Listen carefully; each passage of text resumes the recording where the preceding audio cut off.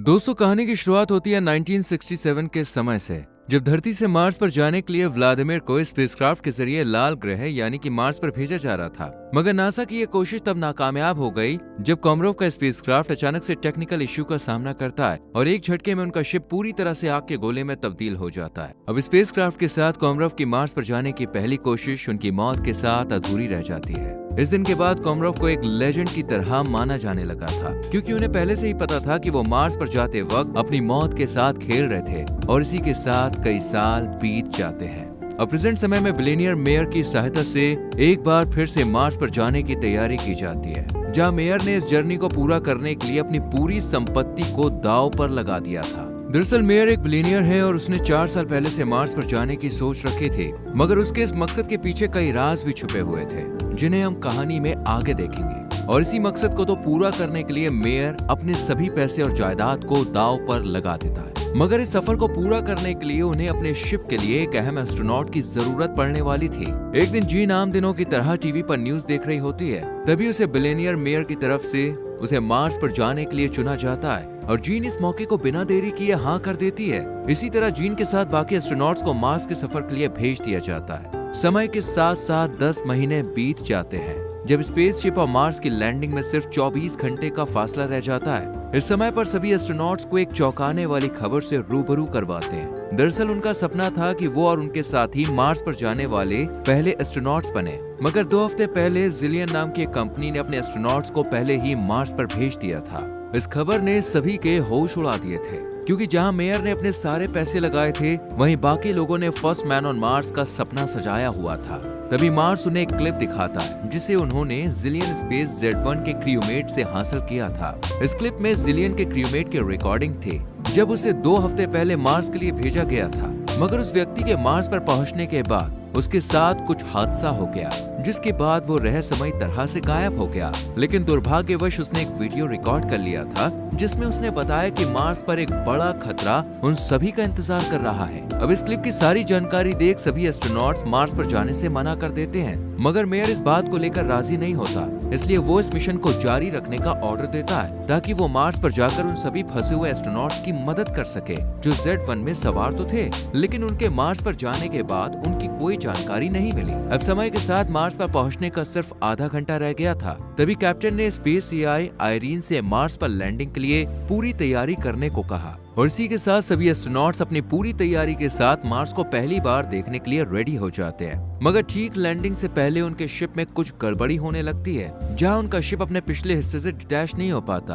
अब कैप्टन सबकी जान बचाने के खातिर बाहर जाने का डिसाइड करते हैं और वो उस शिप के पिछले हिस्से की गड़बड़ी को ठीक करने में जुट जाते हैं। मगर महज कुछ पलों बाद उनके स्पेसशिप की एक इक्विपमेंट से टक्कर हो जाती है और कैप्टन स्पेस में बाहरी तरफ उड़ने लगते हैं। इसी वक्त तक सभी लोगों को समझ में आ चुका था कि वो चाहकर भी कैप्टन की जान बचा नहीं सकते, जिसके बाद शिप सीधे मार्स पर लैंडिंग करने के लिए चल पड़ता है, जहां लैंडिंग करना किसी मुसीबत से कम नहीं था। लेकिन वो कैसे भी करके शिप को मार्स पर लैंड करवा ही देते हैं। पर इस बीच शिप का ज्यादातर फ्यूल खर्च हो जाता है और तब तक AI आयरीन ने भी खुद को स्विच ऑफ कर लिया था। इन 10 महीनों में जीन और कैप्टन की नजदीकियां बढ़ चुकी थी, इसलिए वो कैप्टन की मौत से टूट जाती है, जिसके बाद साइमन उन सभी को एक मुसीबत के बारे में बताता है। उसका कहना था कि अगर वो अगले कुछ घंटों में स्पेसशिप में लाइट को वापस नहीं ला पाएंगे, तो उन्हें जिंदा रहने के लिए बहुत सारी परेशानियों का सामना करना पड़ेगा। इसलिए वो एक सुझाव देता है। साइमन ने बताया AI आयरीन के पास ऑटोमेटिक पावर रिस्टोर का ऑप्शन है, मगर आयरीन इस टाइम काम नहीं कर रही है,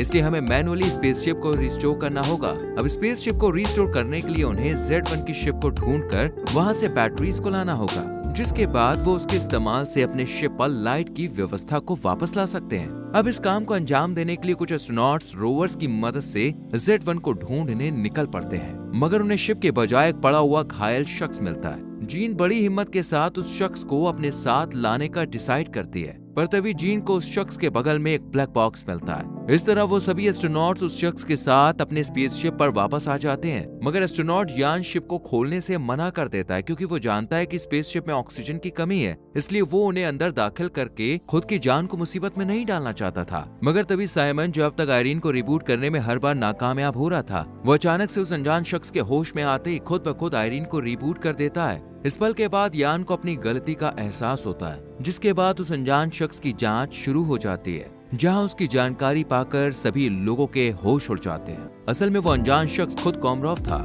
जिसने साल 1967 में पहली बार मार्स की ओर रुख किया था, मगर शिप में किसी टेक्निकल इशू के चलते उसे मौत का सामना करना पड़ा था। अब उसी कोमरोव को सामने देखकर किसी को कुछ समझ नहीं आता, इसलिए उसकी जांच के लिए अमेरिकन एजेंसी से उसके बारे में पूछा जाता है और तभी उन्हें पता चलता है कि ये शख्स जो कुछ बता रहा है वो बिल्कुल सच है। मगर ये कैसे मुमकिन था, क्योंकि कोमरोव को मरे हुए कई साल बीत चुके थे और उसका इतने सालों तक स्पेस में जिंदा रहना बिल्कुल भी मुमकिन नहीं था। इस पल के बाद जीन ने अकेले में कोमरोव से बात करने की कोशिश की, जहां उसने कोमरोव को बताया कि जब वो छोटी थी तो उसके पिता ने उसे स्पेस मिशन की कहानियां सुनाई थी, जिन्हें सुनकर जीन ने खुद को एस्ट्रोनॉट बनाने की ठान ली थी। मगर अब इन्हीं इंस्पिरेशन को सामने देख उसके लिए ये किसी भावुक पल से कम नहीं था। इसके बाद जीन ने कोमरोव को उनकी सारी सच्चाई बताई, जहां कोमरोव की डेड बॉडी को कई साल पहले उसके परिवार ने दफना दिया था। इन सब बातों को कोमरोव बड़ी सरलता से सुनता है और खुद को शांत रखने में कामयाब होता है। पर अब स्पेसशिप की हालत ने साइमन और बाकी एस्ट्रोनॉट्स को एक बड़ी मुसीबत में डाल दिया था। असल में स्पेसशिप खुद को स्टेबल करने में कामयाब तो हो चुका था, मगर फ्यूल की कमी के कारण वो शिप को स्टार्ट कर पृथ्वी पर नहीं जा सकते थे। अब इसी दौरान कोमरोव, जो अब तक सभी की निगरानी में था, वो अचानक सबकी नजरों से गायब हो जाता है। इस तरह सभी लोग उसे ढूंढने में लग जाते हैं और तब उन्हें समझ में आता है कि स्पेसशिप से एक सूट गायब है, जिसका मतलब ये है कि कोमरोव उस सूट को लेकर कहीं चल पड़ा है। अब कोमरोव को ढूंढने के लिए थर्मल टेक्नोलॉजी का इस्तेमाल किया जाता है, जहाँ उसकी थर्मल हीट को ढूंढकर उसकी लोकेशन का पता लगाया जाता है। उसे पकड़ने के लिए जीन अपने 3 साथियों के साथ उसका पीछा करती है। इसी दौरान अलेक्जेंड्रा को जांच से पता चलता है कि कोमरोव के शरीर में डीएनए की 3 लेयर्स थी, जो कि किसी आम इंसान के शरीर में नहीं होती। इसलिए अलेक्जेंड्रा को समझ आ चुका था कि वो जिस कोमरोव को इंसान समझ रहे हैं, असल में वो इंसान है ही नहीं। वही जीन और उसके साथी काफी मशक्कत के बाद कोमरोव को ढूंढ लेते हैं, मगर वो किसी इंसानी पत्थर के पास खड़ा होता है और जब जीन उसके पास जाती है तो कोमरोव उसे एक छोटा सा पिरामिड उसके हाथ में सौंपते हुए बताता है कि मार्स तुम्हारे आने का इंतजार कर रहा था। ये बात जीन और बाकी लोगों को समझ नहीं आती और वो कोमरोव को अपने साथ शिप पर वापस ले आते हैं। इसी बीच जिलियन कंपनी का मालिक किसी बीमारी की वजह से खुद का इलाज करवाने में लगा हुआ था, मगर तभी उसे अपने साथियों से जानकारी मिलती है कि मार्स पर गए एस्ट्रोनॉट्स को शिप पर एक अनजान शख्स मिला है, जो इंसान की तरह दिखता तो है लेकिन वो इंसान नहीं है। वहीं मार्स पर मौजूद सभी एस्ट्रोनॉट्स को कोमरोव के द्वारा दिखाए गए पत्थर की जानकारी मिल जाती है। उन्हें पता चलता है कि इस पत्थर पर बनाए गए डिजाइन्स हूबहू अर्थ पर पाई गई एंशिएंट डिजाइन से मैच खा रही थी। यानी इसका मतलब मार्स का धरती के साथ एक पुराना रिश्ता तो था, लेकिन सवाल ये आता है कि इस पत्थर का ओरिजिन कहाँ से आया है। असल में 2 जवाब सामने आते हैं। पहला, धरती पर पहले भी मार्शियंस आ चुके हों और वो हमारे एंशिएंट सिविलाइजेशन से इंस्पायर होकर यहाँ उन्होंने उन डिजाइन को उतारा हो, या दूसरा ये होगा कि धरती के लोग यानी कि हमारी प्रजाति के लोगों ने मार्स के लोगों से इसके बारे में जानकारी ली होगी और वो इस तरह की कला को दोहराने लगे होंगे।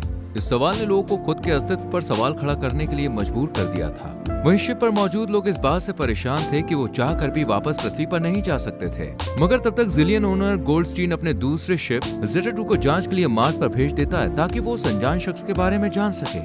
अब इस चीज की खबर मेयर और उसके एस्ट्रोनॉट्स को पड़ती है और वो लोग कोमरोव को छुपाने की कोशिश करते हैं, क्योंकि उन्हें कोमरोव की अहमियत का पूरा ज्ञान था। वहीं मेयर को शुरू से ही गोल्डस्टीन पर भरोसा नहीं था, इसलिए वो बिना देरी किए कोमरोव को छुपाने में जुट गए। थोड़ी देर के बाद शिप पर 2 सोल्जर्स की एंट्री होती है, जिनका नाम एडम और एडवर्ड होता है। यहाँ उनके हाथों में गन भी थी, इसलिए वो उसके दम पर उन सभी को डराना धमकाना शुरू कर देते हैं, जिसके बाद वो उन सभी से उस ब्लैक बॉक्स को वापस करने को कहते हैं। अब खुद को मुसीबत में देखकर एडम और एडवर्ड को ब्लैक बॉक्स दे दिया जाता है, जिसके बाद वो चुपचाप वहाँ से चले जाते हैं। वहीं दूसरी तरफ ईवा ने जांच में देखा कि हाल ही में ढूंढे पत्थर पर कुछ राज ऐसे भी थे, जिससे पृथ्वी और मार्स की दूरियां और कम हो जाती हैं। असल में उस पत्थर पर जो डीएनए पाया गया था, वो कोमरोव के शरीर में पाए गए डीएनए से मैच खा रहा था। मगर हैरानी की बात ये थी कि पत्थर पर कुछ मिनरल्स और पदार्थ ऐसे भी थे जो पृथ्वी के मिनरल से हूबहू मिल रहे थे। तभी हमें पता चलता है कि पृथ्वी और मार्स के बीच में कुछ कनेक्शन ऐसे भी थे जिनसे पृथ्वी के लोग कई सालों और सदियों से अनजान रह रहे थे।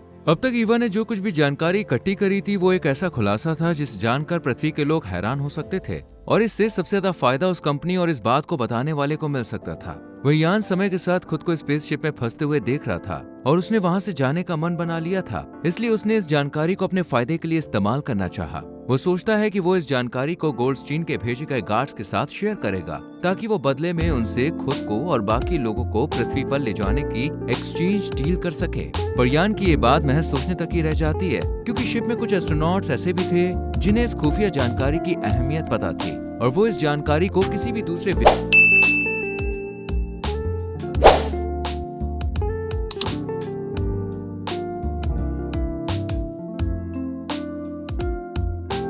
व्यक्ति के साथ बिल्कुल भी शेयर नहीं करना चाहते थे। इसलिए वो यान को समझाते हैं कि वो इस जानकारी को किसी के साथ ना बांटे। वहीं दूसरी तरफ हम जीन को देखते हैं जो कोमरोव से बात करने पहुंचती है। यहाँ जीन कोमरोव पर अपना हाइप्नोसिस इस्तेमाल करना चाहती थी ताकि वो कोमरोव के पीछे छिपे सभी राजों को जान सके।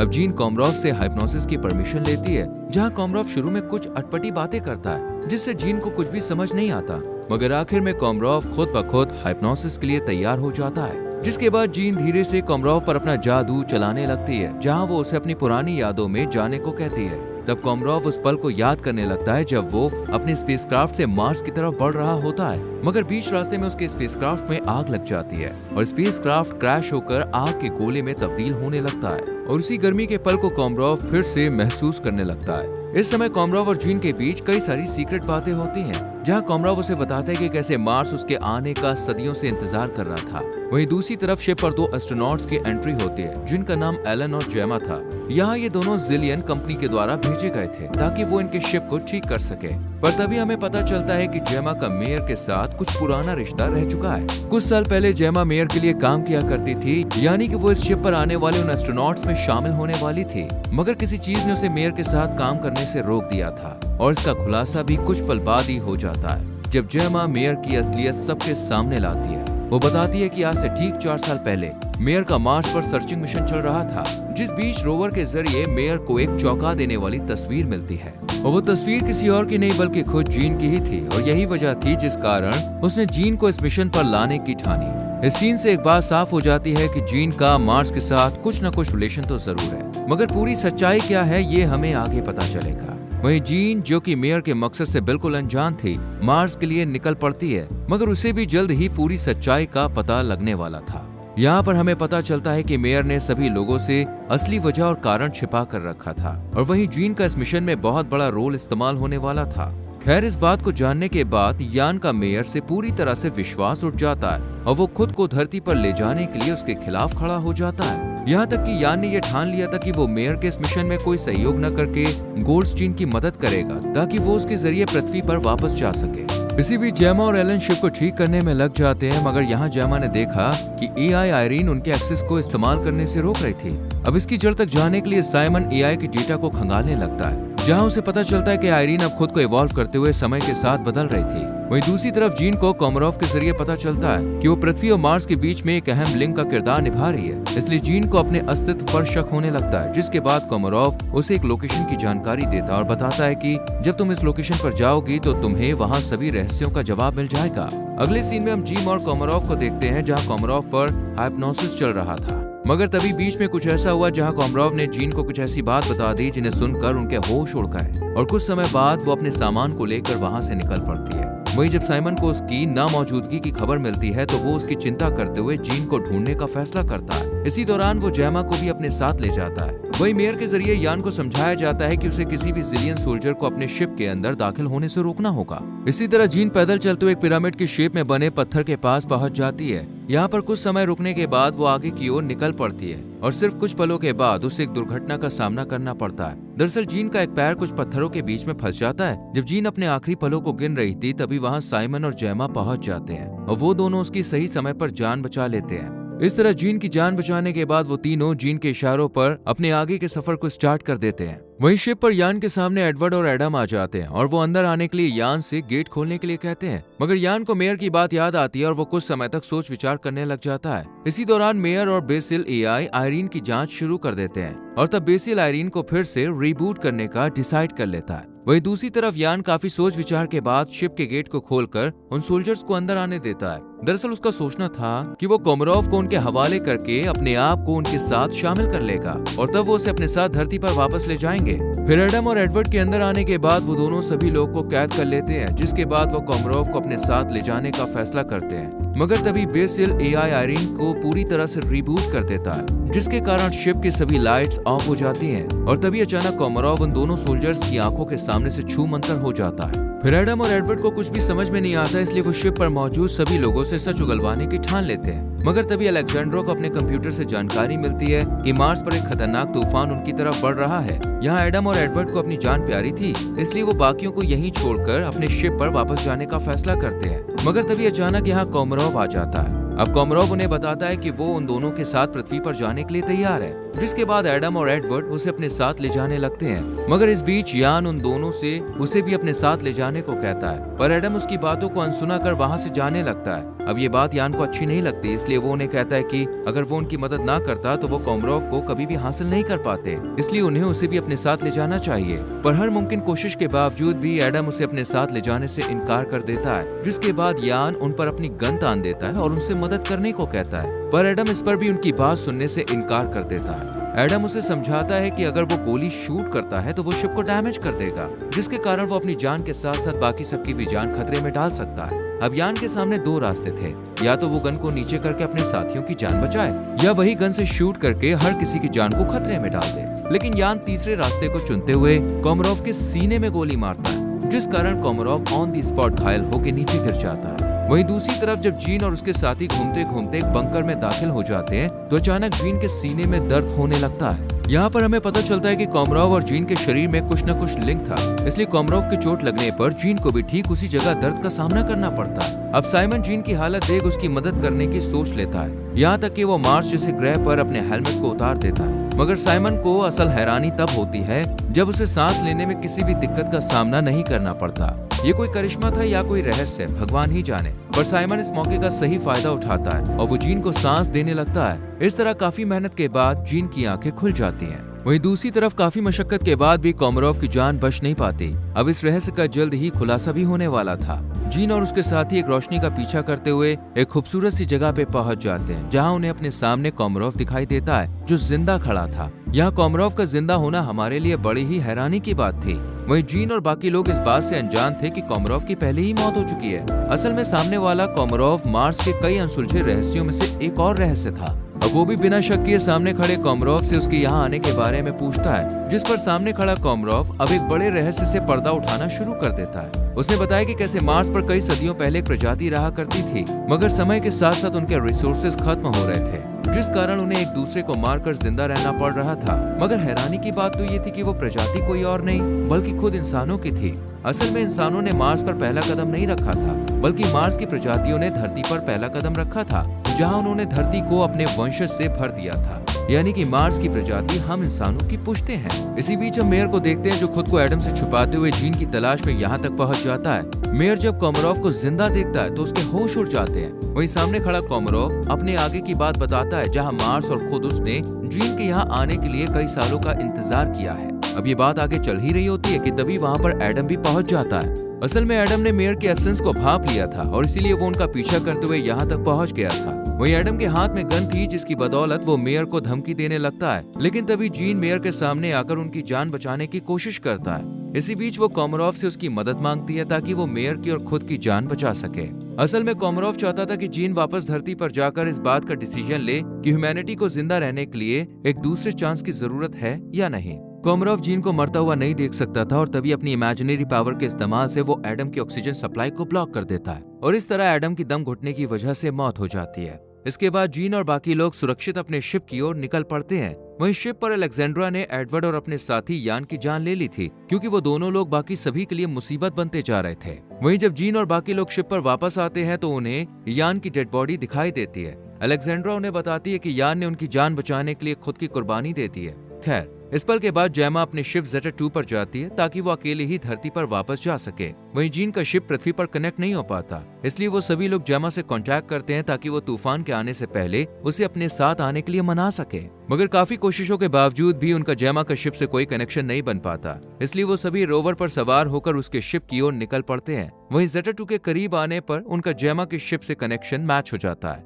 अब मेयर जैमा से बात करके उसे मदद करने के लिए राजी करने लगता है। यहाँ मेयर उसे बताता है कि वो अपनी सभी गलतियों के लिए शर्मिंदा है, यहाँ तक कि वो अपने सारे मिशन को भूलकर सिर्फ अपने लोगों की जान बचाना चाहता है। इस तरह जैमा को उनके लिए फिक्र होने लगती है और तब वो जेटा 2 का गोल्डस्टीन से पूरा कनेक्शन तोड़कर उन सभी को अपने शिप पर आने देती है। वहीं गोल्डस्टीन को जब इस बात की खबर मिलती है तो वो जैमा के इस फैसले से सहमत नहीं होता। इस तरह वो सभी जैमा के साथ पृथ्वी की तरफ निकलने की सोच लेते हैं, मगर तभी शिप पर कुछ टेक्निकल इशू आ जाता है। इस इशू से जाहिर था कि ये सब एआई आयरीन की वजह से हो रहा था। असल में एआई आयरीन को मार्स की किसी अनजान शक्ति ने अपने काबू में कर लिया था और वो अनजान शक्ति उन सभी को वापस धरती पर जाने से रोक रही थी। वहीं जीन, जिसे अब मार्स पर हुई सभी यादें उसके दिमाग में तंग कर रही थी, तभी उसने खुद पर काबू रखा और एआई से कॉन्टैक्ट करने की कोशिश करी। असल में कोमारोव ने जीन को बताया था कि उसमें ह्यूमन और मार्शियन एआई के बीच की तार थी जो उन दोनों को बांध कर रखी हुई थी, इसलिए वो आसानी से उस एआई को अपने कंट्रोल में कर लेती है और फिर वो शिप को धरती पर जाने के लिए कमांड दे देती है।